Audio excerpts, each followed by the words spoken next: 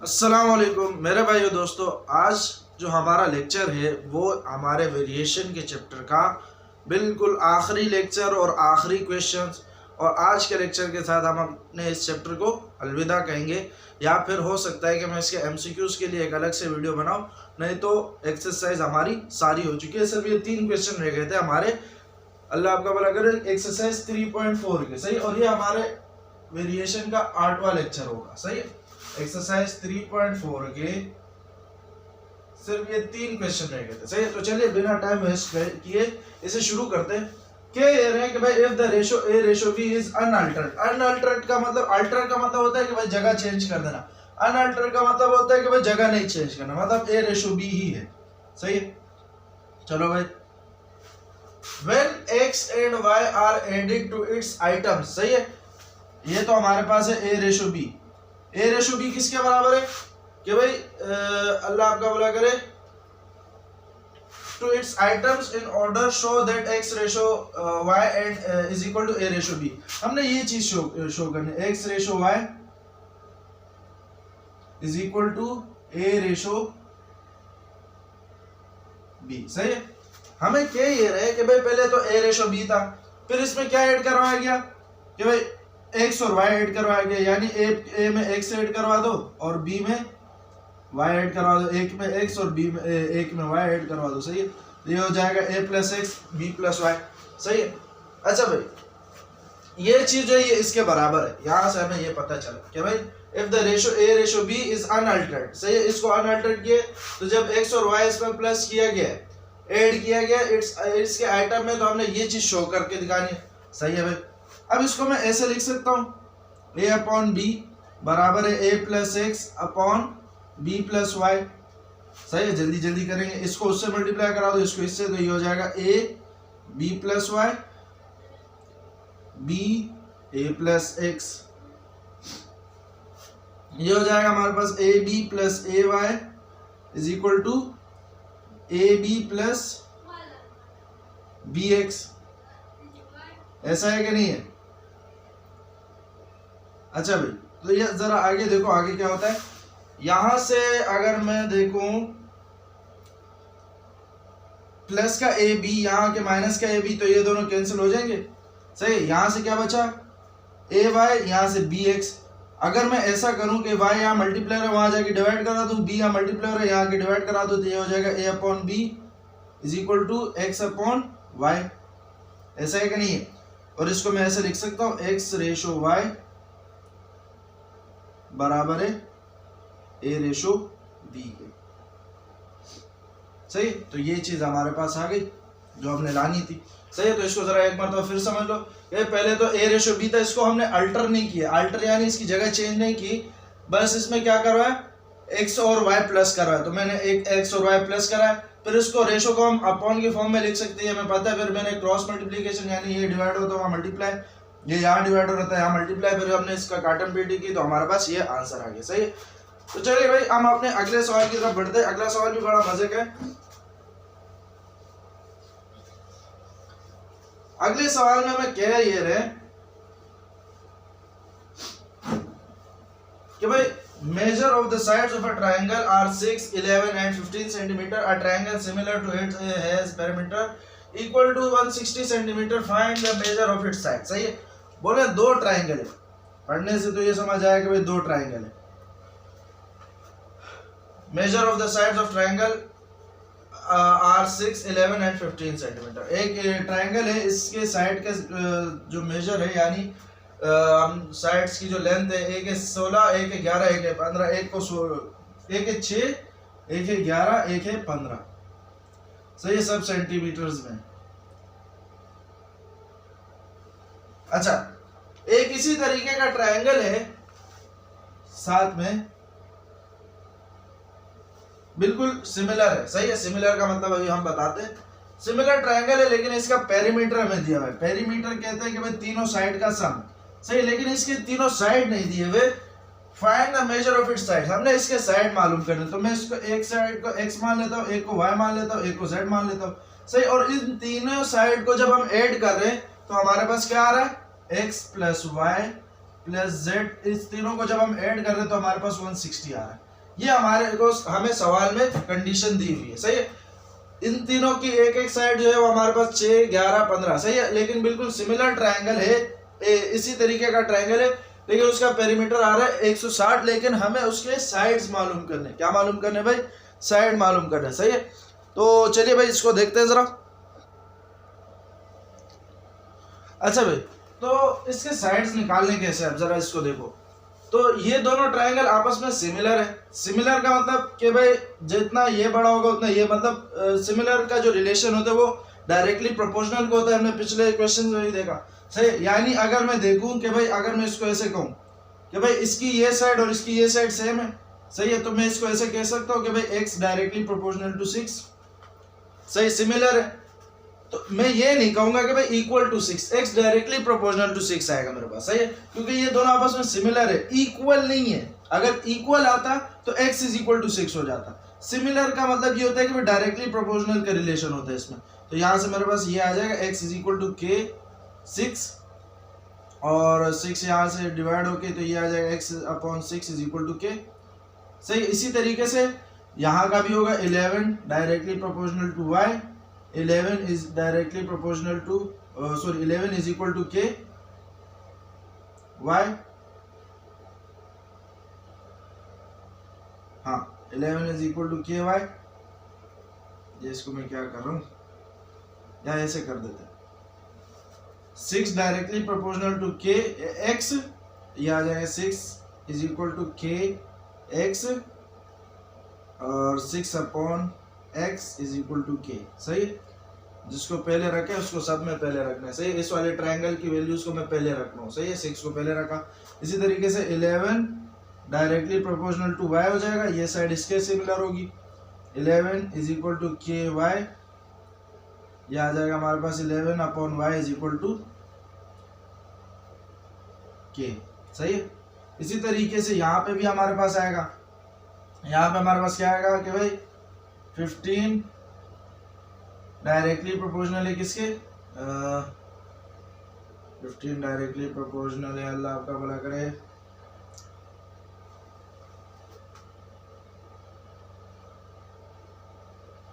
15 directly proportional है किसके, 15 directly proportional होगा z के। यहाँ से हमारे पास आ जाएगा 15 इज इक्वल टू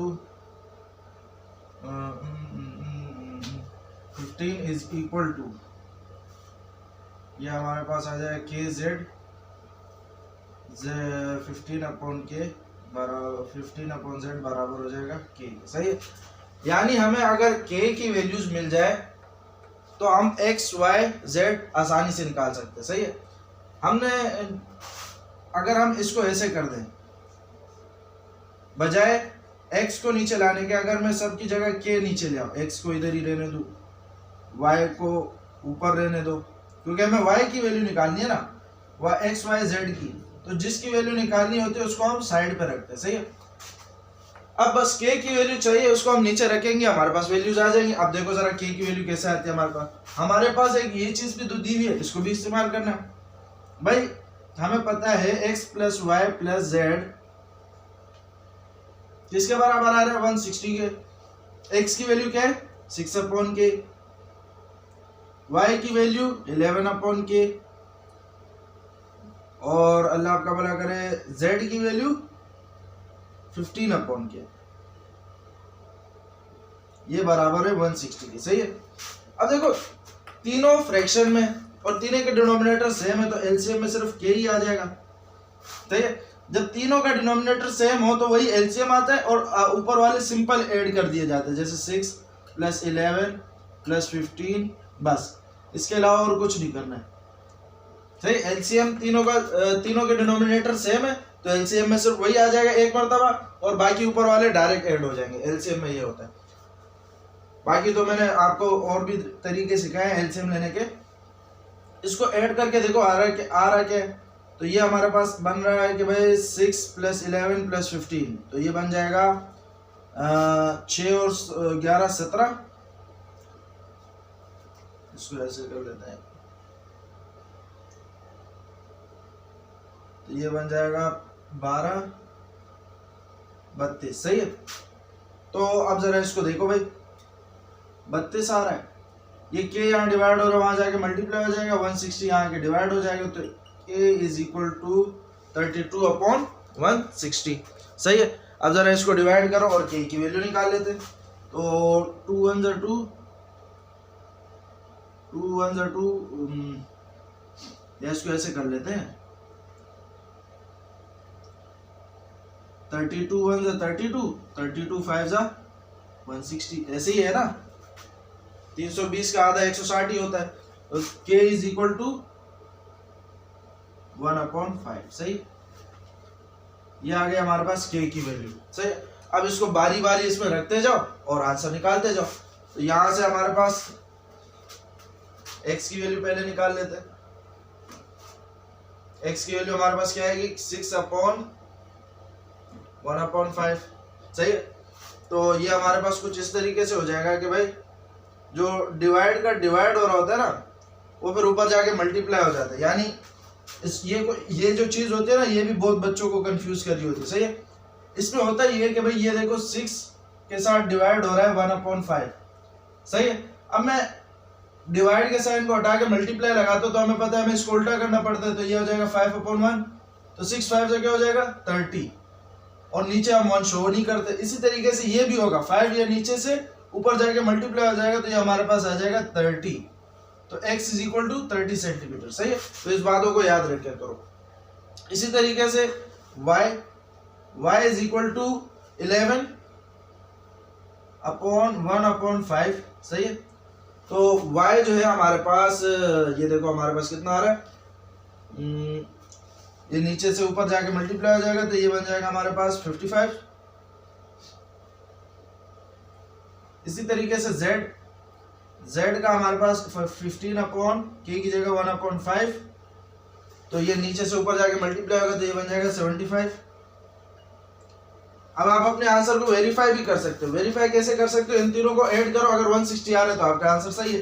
जैसे 5 और 5 10, 1 कैरी, 1 3 4, 4 5 9, 9 और 7 16, 160 बन रहा है। सही है। तो ये हमारे आंसर बिल्कुल करेक्ट है। सही है। ये हमारे पास x की वैल्यू, y की वैल्यू, z की वैल्यू। सही है। इसमें कोई ज्यादा मुश्किल काम है ही नहीं, बस दो ट्रायंगल सिमिलर थे, हमने डायरेक्टली प्रोपोर्शनल का रिलेशन इस्तेमाल किया और उससे हमने x और y की वैल्यू निकाली। पहले k की वैल्यू निकाली, फिर उसका पुट करके x y और z की वैल्यू हमने आसानी से निकाल ली। सही है। इसी तरीके से बिल्कुल सेम टू सेम ये 8वां क्वेश्चन भी इसी तरीके से होगा। सही, इसको नोट कर लीजिए, मैं जरा इसको मिटा दे रहा हूं।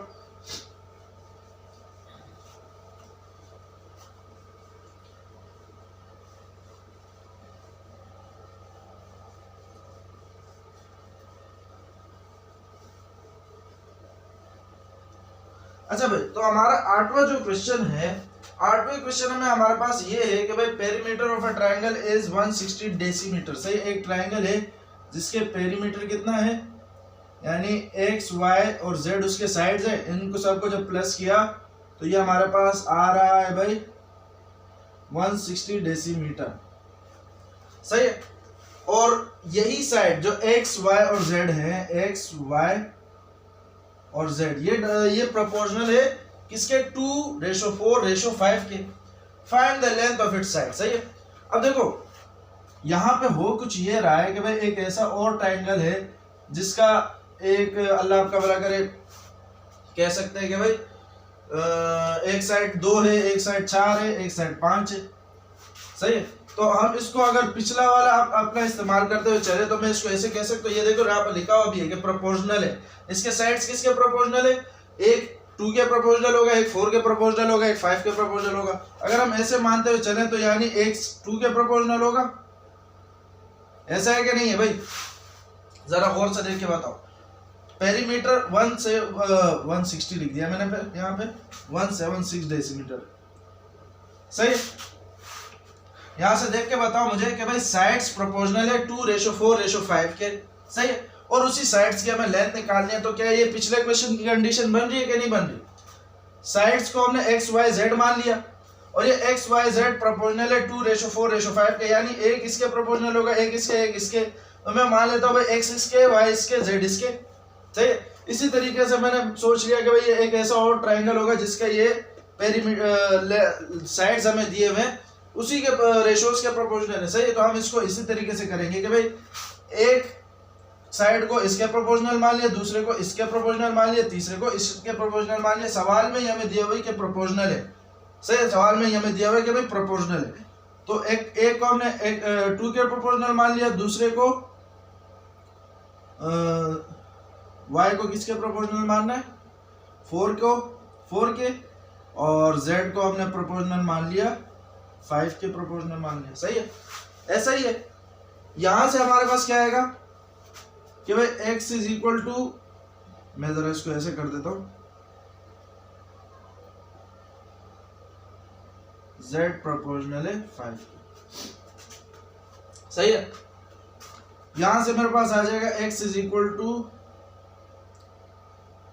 ये 2 यहाँ मल्टीप्लाई हो रहा है, यहाँ लाके डिवाइड, या फिर इसको ऐसे ही रहने दो, 2 आएगा और यहाँ पे k आ जाएगा, y इज इक्वल टू 4 और k आ जाएगा, z इज इक्वल टू 5 और k, सही है। प्रोपोर्शनैलिटी का साइन हटता है तो इक्वल और कांस्टेंट आता है, कांस्टेंट हमने k लगाया। अब k की वैल्यू को निकालने के लिए हम इस वाले रिलेशन का इस्तेमाल करेंगे कि भाई हमें पता है x plus y plus z बराबर है किसके, 176 के। x की वैल्यू क्या है 2k, y की वैल्यू क्या है 4k, z की वैल्यू है 5k। इन तीनों को जब प्लस करेंगे 2 4 6 5 11, 11k इज इक्वल टू 176 और k is equal to 176 upon 11, सही है। तो इसको जरा डिवाइड कर देते हैं तो ये हमारे पास क्या आता है, 11 1 जा 11, 11 1 जा 11, 6 यहाँ से बचे, इसको दिए 11 6 जा 66, तो ये आ जाएगा k इज इक्वल टू 16, सही है। अब बारी बारी इसमें 16 रखते जाओ तो आपके पास x की वैल्यू भी आ जाएगी, y की वैल्यू भी आ जाएगी, z की वैल्यू भी आ जाएगी। तो x से हमारे पास 2k, k की जगह 11, तो x is equal to 22 decimetre, y is equal to 4k, 4 की जगह k की जगह 11, तो यह आ जाएगा 44 डेसीमीटर। इसी तरीके से z is equal to 5k, k की जगह 11, तो 11 यह आ जाएगा हमारे पास 55 डेसीमीटर, सही है।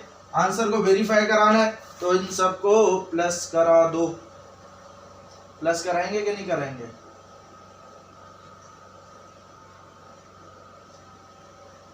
प्लस कराने के बाद बन नहीं रहा हमारे पास ये, मैं जरा 1 मिनट इसको चेक कर लेते हैं।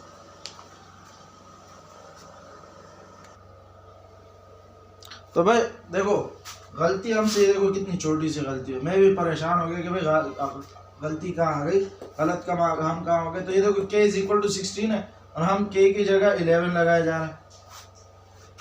तो होता है, कभी कभी होता है, इंसान है, हो जाता है। अच्छा, तो k की जगह 16 लगा के देखो तो ये आ जाएगा 32, यहाँ आएगा 4 6 32, 3 यहाँ चले जाएगा, 4 1 4 प्लस 3, 4 6 32 होता है, 24 होता है, 24 होता है भाई, कहाँ घूमो। तो 4 1 4 प्लस 2 6, ये आ जाएगा 64, 5 6 30, 3 यहाँ चला जाएगा, 5 1 5 प्लस 3 80। अब जरा चेक करते हैं अपना आंसर।